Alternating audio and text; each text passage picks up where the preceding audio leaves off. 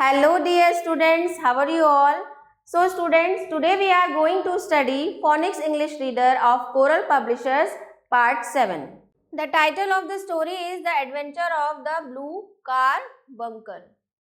The adventure मतलब एक अद्भुत चीज और blue carbuncle. Carbuncle is a type of gem जिसके ऊपर ये स्टोरी है. एक जो स्टोन होता है, प्रीशियस स्टोन होता है, उसके ऊपर ये स्टोरी है. So now let's read the story. This is an interesting story of a precious stone, blue carbuncle, how it was lost and how it was recovered from the killer.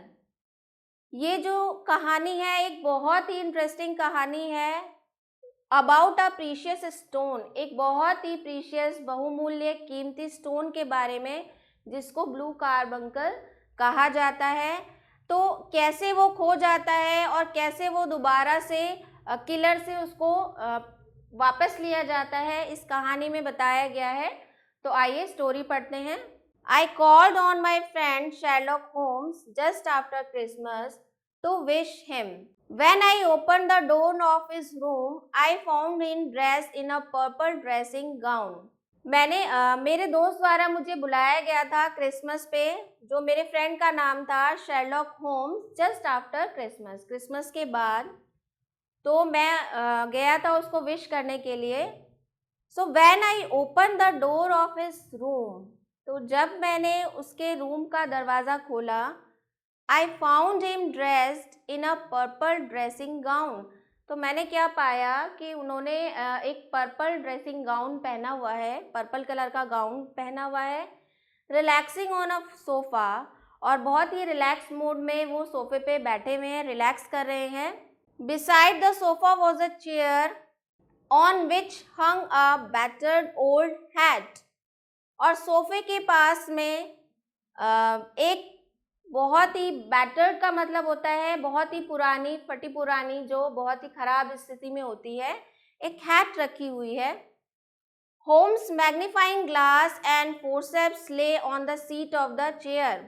और उसी के पास में जो होम्स था उसके magnifying glass क्या होता है, जिससे एक ग्लास होता है, साइंस में आपने देखा होगा, उससे जो चीज़ें हैं और क्लियर दिखती है. मोस्टली जो डिटेक्टिव्स होते हैं यूज़ करते हैं उसको, कोई भी चीज़, कोई भी सुराग का पता लगाने के लिए. तो वो वहाँ पर सीट चेयर के पास रखे हुए हैं. Are you examining this hat, I asked curiously. तो मैंने उससे पूछा, जो मेरे फ्रेंड थे उनसे पूछा कि क्या तुम इस हैट को एग्जामिन कर रहे हो, इसकी जांच पड़ताल कर रहे हो.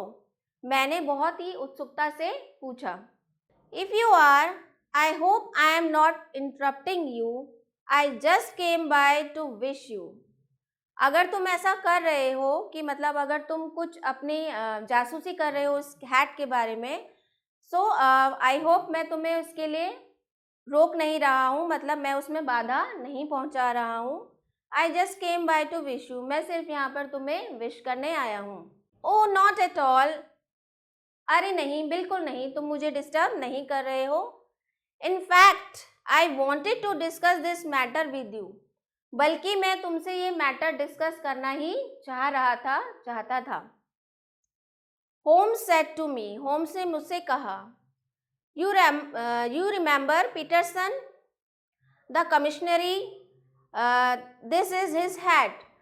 तो क्या तुम जानते हो होम्स, होम्स ने मुझसे कहा, क्या तुम्हें याद है पीटरसन द कमिश्नरी, पीटरसन को जानते हो क्या तुम, जो कमिश्नरी है. कमिश्नरी कौन होता है, जो मतलब एज अ गार्ड का काम करते हैं, उनको कमिश्नरी बोला जाता है.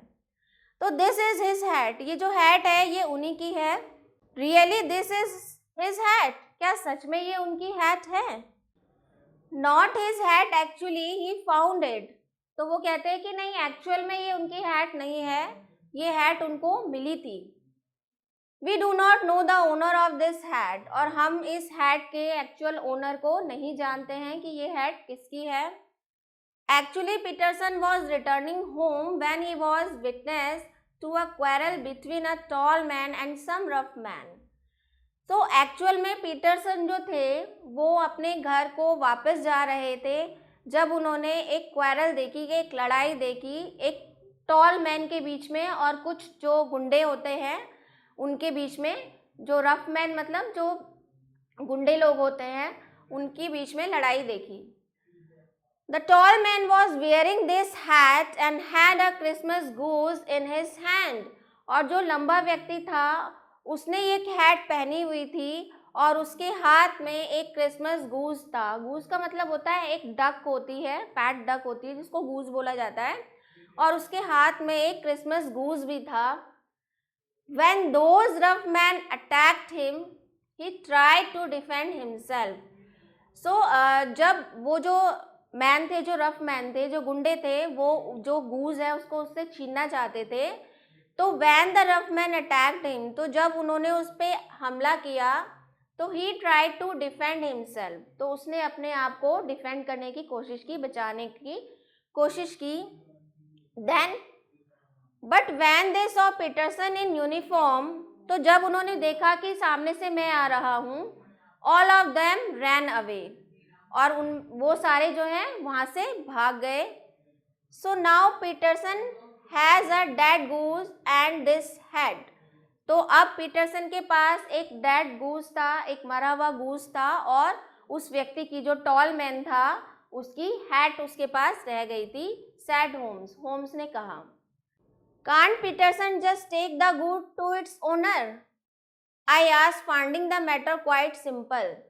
तो क्या पीटरसन ने जो गूज है उसको उसके ओनर को नहीं दिया? मैंने इस मैटर के बारे में ज़्यादा जानकारी लेने के बारे में सोचा, तो मैंने सोचा बहुत ही सिंपल मैटर होगा, तो मैंने पूछा कि क्या पीटरसन ने जो गूज है उसके ओनर को नहीं दिया? There lies the problem Watson, तो वो कहते हैं कि अरे वॉटसन यही तो प्रॉब्लम है। Mr. Henry Baker's is printed on a card that is tied to the bird's leg, and the initials of the same name are also printed on the lining of the hat. यही तो problem है Watson. इस जो goose है उस mister Henry Baker's is printed on a card that is tied to the bird's leg. जो ये bird है, जो गूज है, इसकी लेग पे, इसके पैर पे एक टैग लगा हुआ है, कार्ड लगा हुआ है जिसपे क्या प्रिंट किया हुआ है, हेनरीज बेकर्स, उस पे हेनरीज बेकर प्रिंटेड हुआ है। And the initials of the same name are also printed on the lining of the hat, और सेम इसका इनिशियल मतलब होता है शॉर्ट फॉर्म जो होता है, उसी का शॉर्ट फॉर्म जो है उसकी कैट पे, जो कैट की कैप की लाइनिंग होती है उस पे प्रिंट हुआ है। But Henry Baker is such a common name in London, said Holmes. तो होम्स कहता है लेकिन हेनरी बेकर तो बहुत ही ज़्यादा कॉमन नेम है, और लंदन में ऐसे बहुत से पर्सन होंगे, ऐसे हज़ारों लोग होंगे जिनका नाम हेनरी बेकर होगा। Yes, there must be thousands of them. I agreed. What will Peterson do now? तो वो कहता है कि हाँ, ये बात तो तुम ठीक कह रहे हो कि ऐसे हज़ारों लोग होंगे जिनका नाम हेनरी बेकर होगा, मैं इस बात से सहमत हूँ। What will Peterson do now? अब पीटरसन क्या करेगा? He has decided to cook the goose for dinner and has left the hat with me. तो पीटरसन ने डिसाइड किया है कि ये जो गूज है अब वो उसको कुक कर लेगा, इससे पहले कि वो खराब हो जाए। जो गूज, जो डक होती है उसको कुक करेगा। And left the hat with me, और वो जो ये हैट है वो मेरे पास छोड़ गए हैं। Knowing that even the smallest mystery intrigues with me. ठीक है, तो अब वो जानते थे कि एक छोटी सी कोई पहेली जो है मेरे दिमाग में आ गई है। Poor man, he has lost both his hat and his Christmas dinner. अब मेरे दिमाग में ये चल रहा था कि वो बेचारा व्यक्ति, उसने अपनी हैट भी खो दी है और अपना क्रिसमस डिनर, जो वो गूज क्रिसमस डिनर के रूप में बनाने जा रहा था, वो भी वो लॉस्ट कर चुका है क्योंकि उसको पीटरसन जो है वो आज कुक करने वाला है। Tell me Watson, what can you deduce about the man from this hat?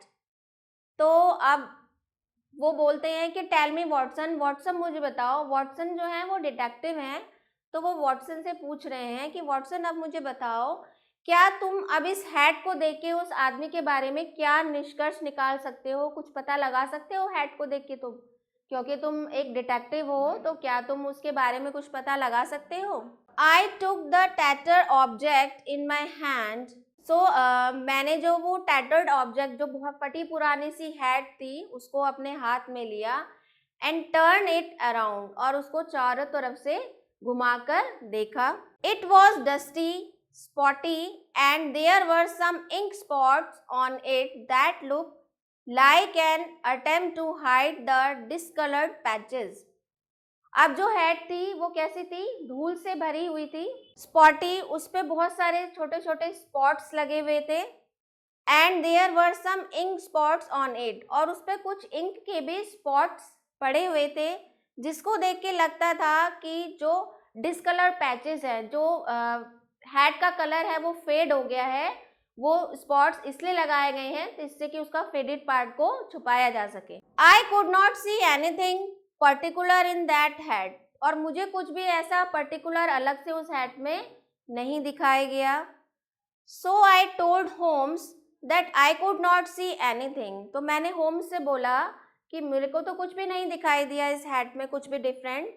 Sherlock Holmes look at me and said, अब शेरलॉक होम्स जो कि डिटेक्टिव थे, उन्होंने मेरी तरफ देखा और बोला, on the contrary Watson, this hat tells us everything about its owner.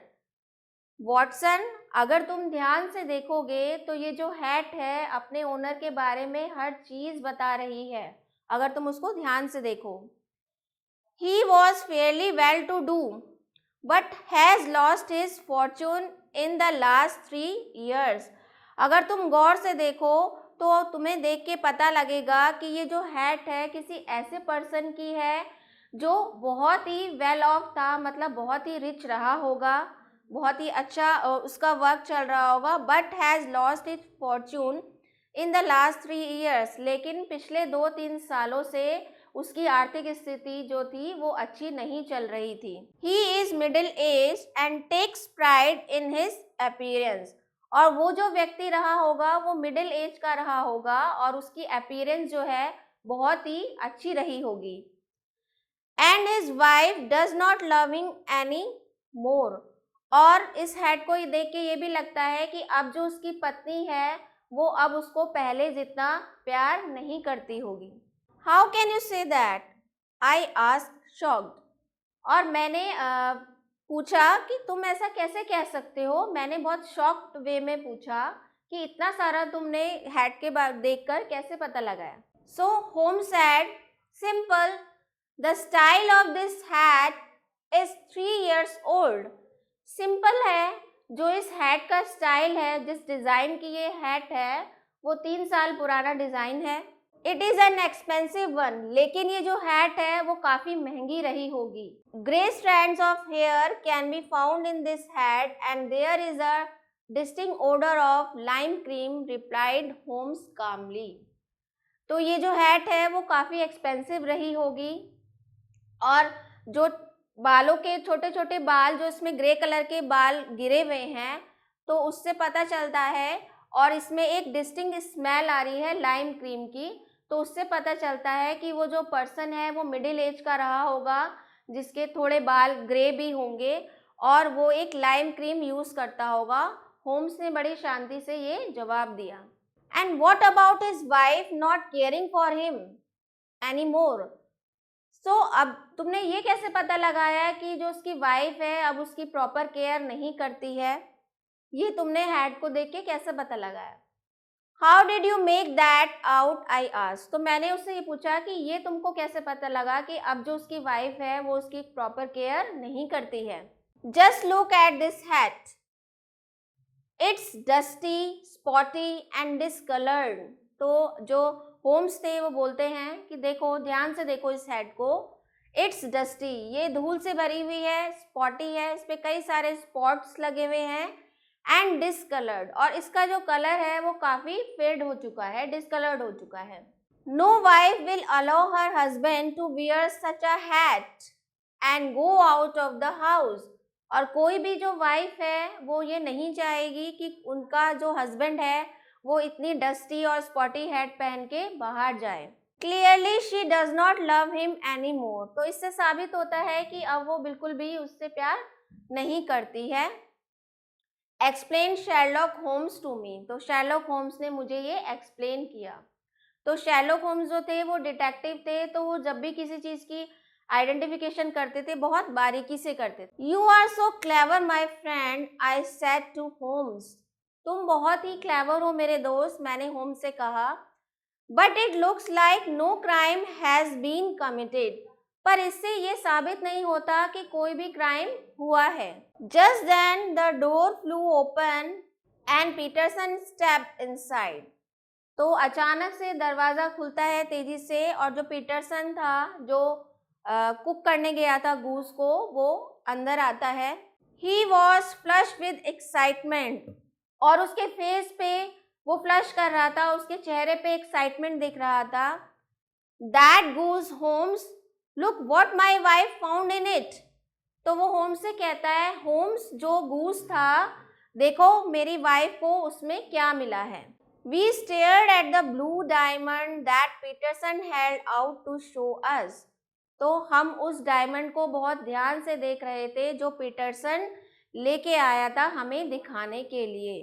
तो यानी कि जब वो डक को कुक करने के लिए कट किया होगा पीटरसन की वाइफ ने, तो जो डायमंड है वो डक के अंदर उनको मिला, गूस के अंदर उनको मिला। It is the countess of Morcar's blue carbuncle, I said excitedly as Holmes held the diamond in his hand, और ये जो डायमंड है ये मोकास ब्लू कार्बंकल, जो एक मोकास की जो एक रानी है उनका रहा होगा, मैंने एक्साइटेडली कहा होम्स से, और होम्स ने जो डायमंड है उसको अपने हाथ में लिया।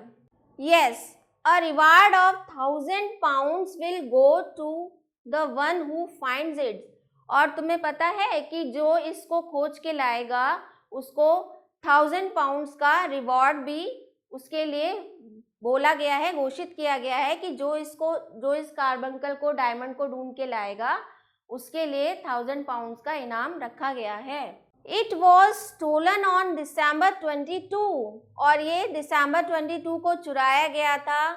And John Horner a plumber was accused of the theft, 22 दिसंबर को ये चुराया गया था और जो प्लम्बर था वहां पर उसको एक्यूज माना गया था, दोषी माना गया था इसकी चोरी के लिए। He is under arrest now added Holmes, अब वो गिरफ्त में है, अरेस्ट हो चुका है, होम्स ने ये कहा। Holmes filled us in the details.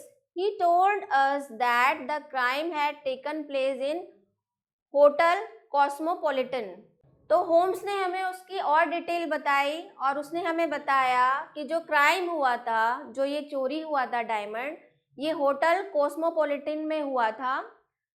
Horner had been called by the hotel attendant James Ryder, और हॉर्नर को बुलाया गया था होटल अटेंडेंट जो थे जेम्स राइडर, जो होटल अटेंडेंट थे उनके द्वारा उनको बुलाया गया था, जो प्लम्बर यानी कि जो हॉर्नर थे, to fix a loose bar of the grate, वहाँ पर जो गेट का एक बार होता है वो लूज हो गया था, उसको फिक्स करने के लिए बुलाया गया था। तो ऐसा माना जाता है कि ये जो डायमंड की चोरी है वो हॉर्नर ने ही की है। Ryder had left the plumber to do the job, but when he returned, he found the bureau open and the jewel gone. और राइडर का कहना था कि राइडर ने जो प्लम्बर है उसको उस काम के लिए वहाँ पे छोड़ा था, और जैसे ही वो वापस आते हैं तो वो देखते हैं कि जहाँ पर वो डायमंड, जिस ब्यूरो में वो डायमंड रखा गया था वो खुला हुआ है और वहाँ से वो डायमंड चोरी हो चुका है। And there was little doubt that John Horner was guilty, as he had a record of previous robberies, और ऐसा डाउट था कि John Horner was a guilty, मतलब जॉन हॉर्नर जो है वही इसका दोषी है, उसने ही ये डायमंड चुराया है, क्योंकि उसका प्रीवियस रिकॉर्ड भी रहा है, पहले का भी रिकॉर्ड रहा है छोटी मोटी चोरी रॉबरी करने का। So we have a jewel that came from a goose, तो अब हमारे पास एक ऐसा ज्वेल है, एक ऐसा रत्न है जो एक गूस के अंदर से आया है। a goose that came from Henry Baker and a dead end, और ऐसा गूज जो हेनरी बेकर्स की साइड से आया है। We should find this man, said Holmes. हमें उस आदमी का पता लगाना चाहिए कि हेनरी बेकर जो है ये कौन है, जहाँ से ये गूज आया है, जिसके अंदर जो डायमंड है वो पाया गया है। Holmes suggested giving an advertisement in the newspaper to draw the attention of Henry Baker. तो होम्स ने सजेस्ट किया, सुझाव दिया कि हमें एक न्यूज़पेपर में एडवर्टाइजमेंट देना चाहिए जिससे कि हेनरी बेकर खुद हमारे पास आ जाए, जिस भी हेनरी बेकर का ये गूज है वो हमारे पास आ जाए। Peterson and I thought it to be a good idea, और पीटरसन और मुझे लगा कि ये एक अच्छा आइडिया होगा। Do you think Henry Baker has anything to do with the theft? I asked होम आफ्टर पीटरसन लेफ्ट। तो जब पीटरसन वहाँ से चला गया तो मैंने उससे होम्स से पूछा कि do you think Henry Baker has anything to do with the theft? क्या तुम्हें लगता है कि इस चोरी के पीछे हेनरी बेकर का ही हाथ है? I shall decide that by a simple test. If we get a reply to our advertisement, तो मैं ये डिसाइड करूँगा, होम्स ने बोला, मैं तभी डिसाइड करूँगा जब मैं एक सिंपल टेस्ट करूँगा, जब हमें जो हमने एडवर्टाइजमेंट दिया है न्यूज़पेपर में उसका जवाब मिल जाएगा। Be here at 6:30 all right, said Holmes to me. तो 6:30 तक यहीं पे रहना, होम्स ने मेरे से कहा। I am going to ask Mr. Baker to contact me at 6:30 tonight. क्योंकि मैंने अपनी एडवर्टाइजमेंट में लिखा है कि मिस्टर बेकर मेरे से कांटेक्ट करेंगे 6:30 tonight, आज शाम को 6:30 पे। It was difficult for me to pass the whole day. मेरे लिए पूरा दिन बिताना बहुत ही मुश्किल था क्योंकि मेरे अंदर एक्साइटमेंट था जानने के लिए। Shortly before 6:30, I arrived at Holmes' room to witness a man being shown in. तो मैं 6:30 से पहले ही, थोड़े समय पहले ही होम्स के घर पहुंच गया क्योंकि मैं देखना चाहता था उस आदमी को जो वहां पर आएगा हेनरी बेकर के रूप में। I saw that Henry Baker was a tall and large man with a massive head and grayish brown hair. तो मैंने देखा कि हेनरी ब्रोकर कौन था, एक टॉल पर्सन था विद मैसिव हेड, जिसका जो हेड था वो बहुत बड़ा था, एंड ग्रेइश ब्राउन हेयर, और उसके जो हेयर्स थे वो ग्रे और ब्राउन कलर के थे।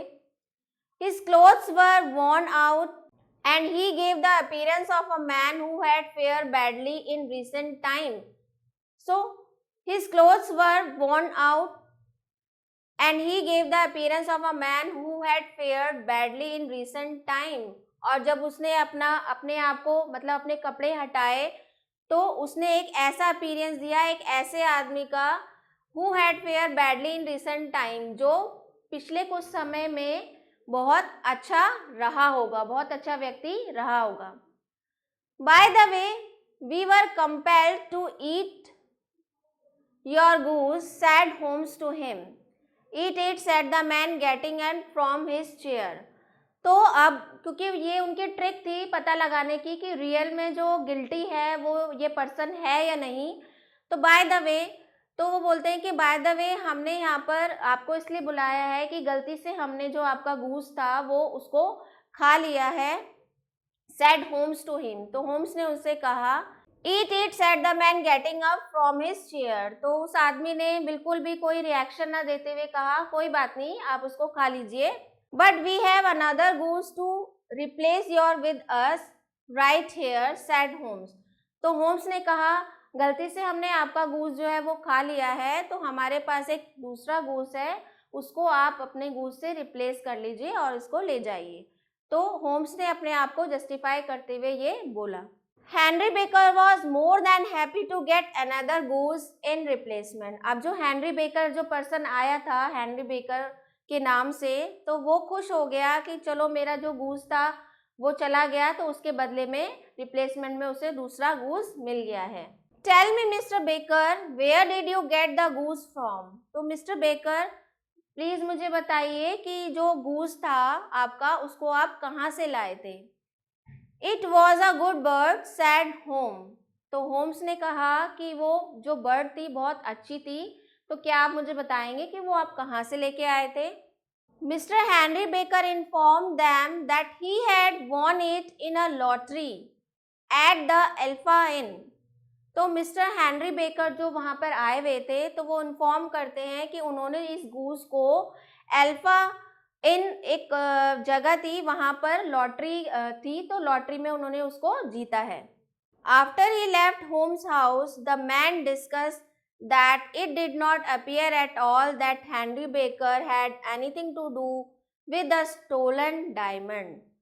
तो जब होम्स वहाँ से जब हेनरी बेकर वहाँ से चले गए, तो जैसे हमने डिस्कस किया आपस में, तो हमें लगा कि जो हेनरी बेकर था उनके पास कोई रीज़न नहीं था और ना ही उन्होंने कोई चोरी की है। उनका इससे कोई भी डायमंड की चोरी से उनका कोई भी वास्ता नहीं है, उन्होंने वो चोरी नहीं की है। दे डिसाइडेड टू पे a visit to alpha Inn. तो उन्होंने डिसाइड किया कि वो अल्फा इन में जहाँ से वो डायमंड लेके आए थे वहाँ पर विजिट करेंगे। In less than an hour they were at the small public house in Bloomsbury that was known as Alpha Inn.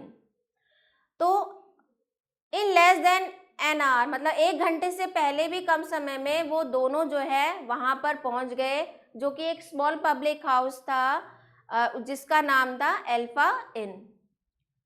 Holmes found out that the landlord bought his Christmas birds from Convent Garden from a person by the name of Breckenridge।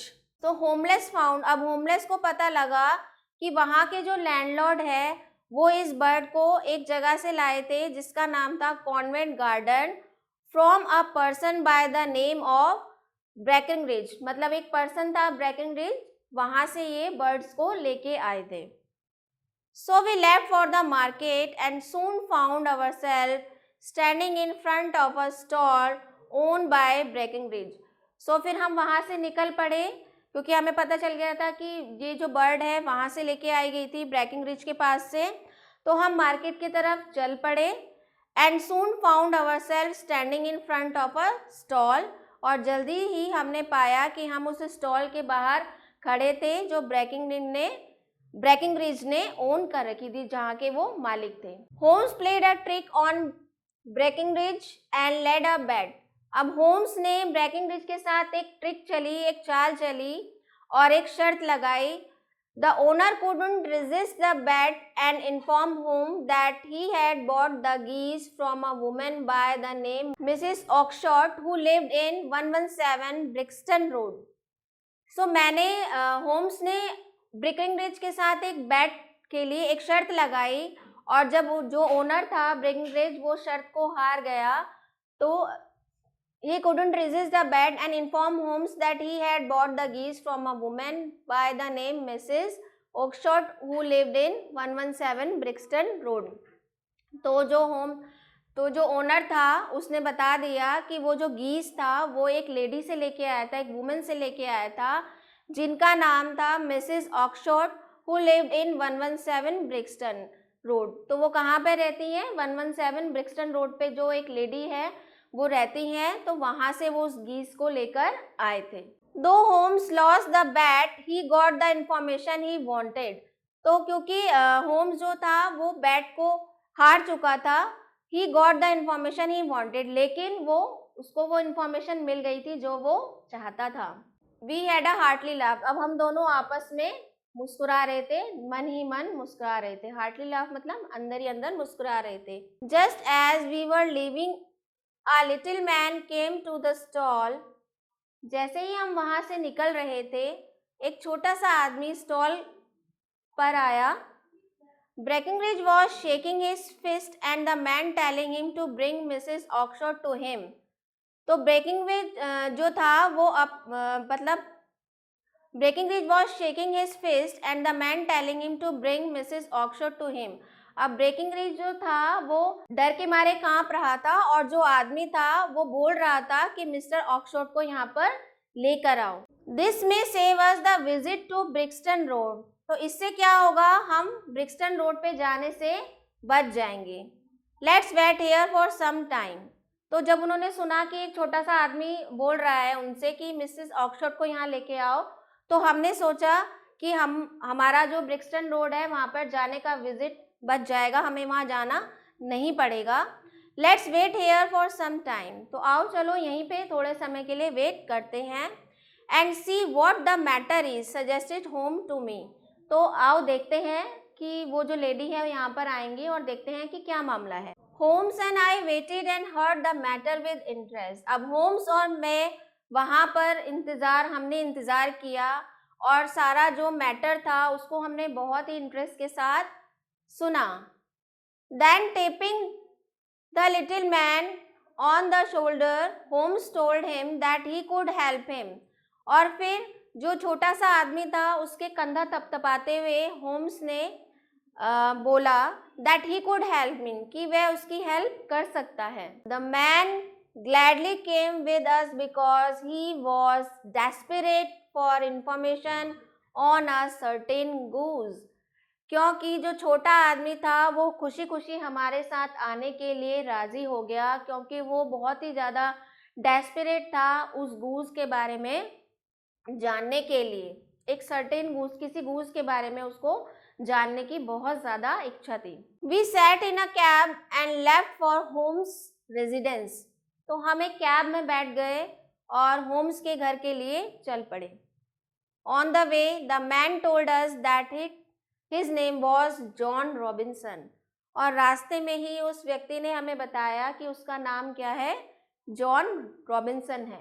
Please tell me your real name, said Holmes. अब Holmes ने कहा हमें अपना असली नाम बताइए please. The man cheeks flushed as he informed us hesitantly that his name was James Ryder. अब जो था, क्योंकि उसने झूठा नाम बताया था अपना, जॉन रॉबिन्सन उसका रियल नेम नहीं था और होम्स को ये बात पता चल गई थी, तो होम्स ने बोला कि अपना रियल नेम हमें बताइए। तो the man cheeks flushed as he inform us hesitantly that his name was James Ryder. तो अब वो जो था उसको थोड़ा डर लग गया और उसके मतलब डर के मारे उसने अपना नाम बताया कि उसका नाम रियल नेम है James Ryder. Precisely, the head attendant at Hotel Cosmopolitan said, Holmes looking at the man and तो क्योंकि जो हेड अटेंडेंट थे होटल कॉस्मोपॉलिटन, उन्होंने होम्स को कहा था कि एक ऐसा ही पर्सन जो छोटा सा व्यक्ति होगा जेम्स राइडर नाम से, उसके बारे में पता लगाने के लिए जो होटल अटेंडेंट है उन्होंने उनको बोला था। Once inside Holmes room the story came tumbling out of Ryder's mouth. और जब एक बार होम्स के रूम में पहुंच गए तो जो सारी कहानी है राइडर के मुंह से, राइडर ने अपने मुंह से सारी कहानी, सारा सच उगल दिया। He had conspired to steal the jewel and had taken to his sister's house. तो उसने ये मतलब कबूल कर लिया कि उसने ही वो जो डायमंड था उसको चुराया था और had taken it to his sister's house, और वो अपनी बहन के घर उसको लेके गया था। Mrs Oxford his sister lived in Brixton road. और कौन थी उनकी सिस्टर? मिसेस ऑक्सफोर्ड, जो कहाँ पे रहती थी? ब्रिक्सटन रोड पे रहती थी। एंड फैटन गीस फॉर अ लिविंग, और वो गीस को जो है, जो गीस को पालने का काम करती है, अपनी मतलब जो जीविका है वो उसी से चलाती है। He had forced the jewel down the gullet of a goose, but just after that the goose had broken free from his grip and had fluttered into the flock. अब उसने, क्योंकि उसने अपनी सिस्टर को वो जो डायमंड दे दिया था, तो उसको छुपाने के लिए उसकी सिस्टर ने वो जो डायमंड है वो गूस को खिला दिया था, उसके गले में, नेक में डाल दिया था। एंड थोड़े समय के बाद जो गूस था उसकी ग्रिप से छूट के चला गया और सारे जो गूस हैं उनमें मिक्स हो गया था, जो फ्लॉक है उनका जो ग्रुप है उसमें मिक्स हो गया था। His sister always gave him a goose for Christmas. उसकी जो सिस्टर थी वो हमेशा क्रिसमस पे उसको एक गूस दिया करती थी as a gift. So he had chosen a goose that he was sure carried the stone in its claw. So उसने चूज किया था कि कोई ऐसा so he had chosen a goose that he was sure carried the stone in its claw. तो मतलब उसने ऐसे ही गूस को चूज किया था जो श्योरली उसने वो स्टोन डायमंड अपने पास रखा हुआ हो, उसके पास वो हो. He had killed it before taking it to his friend's house. लेकिन he had killed it before taking to his friend's house. लेकिन उसको मतलब अपने फ्रेंड के पास ले जाने से पहले उसने उसको मार दिया था. But on reaching his friend's house, he had discovered that. But on reaching his friend's house, लेकिन जब वो फ्रेंड के घर पहुंची तो उसे पता चला, he had discovered, पहुंचा तो उसको पता चला कि he had discovered that the stone was missing. अब उसको लग रहा था कि जो डायमंड है वो उसी गूस के अंदर है जो वो अपनी फ्रेंड के घर ले जा रहा है, लेकिन उसको पता चल गया कि डायमंड तो मिसिंग है, डायमंड तो है ही नहीं उसके अंदर. He had realized that the stone was in the claw of some other goose. और उसको पता चल गया कि जो स्टोन है वो तो किसी दूसरे गूस के बॉडी के अंदर, गले के अंदर चला गया है. Then when he had returned to his sister's house, she had told him that she had sold all the geese to Breckinridge and that is why he had gone to meet him. और उसने जब वो अपनी sister के पास दोबारा उस goose को ढूंढने के लिए गया जिसके गले में डायमंड था, तो उसने बताया कि उसने तो सारे जो गीज हैं उनको सेल कर दिया है ब्रेकिंग रिज को, तो इसी वजह से वो उनसे मिलने गया था होटल में. After finishing what he had to say, Ryder started to cry. तो जो भी मतलब वो बात बता रहा था उसको ख़त्म करने से पहले ही राइडर ने रोना शुरू कर दिया. Please let me go, I will never steal again, he sobbed. तो उसने सुबकते हुए बोला, प्लीज़ मुझे जाने दो, मैं आगे से कोई भी चोरी नहीं करूँगा. No more words, said Holmes sternly and threw Ryder out of his house. तो होम्स ने बोला, नहीं मैं आगे से कुछ भी नहीं सुनना चाहता हूँ, और राइडर को उसके घर के बाहर उसने धकेल दिया. I was surprised and asked home why he had let Ryder go. तो मैं बहुत ज़्यादा आश्चर्यचकित था और मैंने होम्स से पूछा कि तुमने राइडर को ऐसे ही क्यों जाने दिया. Holmes replied, look Watson, we have the stone. तो होम्स ने जवाब दिया कि वॉटसन देखो, वी हैव द स्टोन, हमारे पास वो स्टोन है. Horner will be release from jail, और हॉर्नर तो जेल से रिलीज हो जाएगा. The crime is also solve, जो क्राइम है वो सॉल्व हो चुका है. Now if I hand over Ryder to the police, he will become a jail bird for life. और अगर हम जो राइडर है उसको पुलिस को दे देंगे तो वो हमेशा के लिए एक क्रिमिनल बन जाएगा और एक जेल बर्ड बन जाएगा, क्योंकि हमें रॉबरी के बारे में पता चल गया है और हमने प्रॉब्लम को सॉल्व कर लिया है. तो हम अगर उसको जेल में भेजेंगे तो वो ज़िंदगी भर के लिए जेल में रह जाएगा. Beside it is the season off forgiveness. और तुम्हें पता है क्योंकि क्रिसमस है और ये जो सीज़न है वो दूसरों को माफ़ करने का सीज़न है, क्षमा करने का सीज़न है. So have you forgotten it is Christmas. क्या तुम भूल गए हो कि क्रिसमस का मौका है और ये वो समय है जब हम दूसरों को उनकी गलतियों के लिए माफ़ करते हैं. आई लाफ्ड, मैं हंसा. And now if you will ring the bell, the housekeeper will serve us dinner, said Holmes lighting his clay pipe. तो अगर तुम बेल को रिंग करोगे तो हाउसकीपर जो है वो हमारे लिए डिनर लेके आएंगे. तो होम्स ने अपनी हिज क्ले पाइप, जो उसका सिगार होता है, उसको जलाते हुए बोला. When I rung the bell and the housekeeper entered with a roasted goose for dinner, I said, I hope there is no mystery to solve with this goose. और जब मैंने बेल बजाई और हाउसकीपर हमारा डिनर लेके आया और dinner में क्या था, रोस्टेड गूज ही था, तो मैंने उसको देखते हुए बोला कि मुझे उम्मीद है कि शायद अब जो ये गूज हमारे सामने आया है इसके अंदर कोई मिस्ट्री छुपी हुई नहीं है और हमें उसको सॉल्व नहीं करना है. It was Holmes turn to chuckle aloud now. अब जो होम्स है, अब होम्स का टर्न था। इस बात को सुन के वो बहुत तेजी के साथ मतलब खुश होते हैं। टू लाफ सॉफ्टली मतलब तेजी के साथ हल्के से मुस्कुरा देते हैं इस बात को सुन के।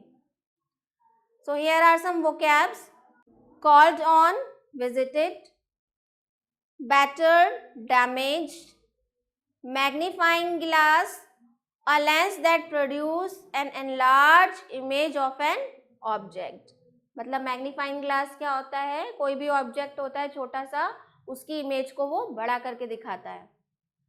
Forceps, tweezers, examine, checking, commissionaire, a person in uniform. Commissionaire मतलब कोई भी पर्सन जो यूनिफॉर्म में होता है। Initials, the first letter of a proper name. Intrigues, arouses curiosity, deduce, to derive a conclusion, tatter, torn, odor, smell, flushed, turned red, flush करना मतलब लाल हो जाना। carbuncle, a gemstone, एक कीमती पत्थर। bureau, a chest of drawers। massive, huge, hearty, spirited or friendly। residence, home।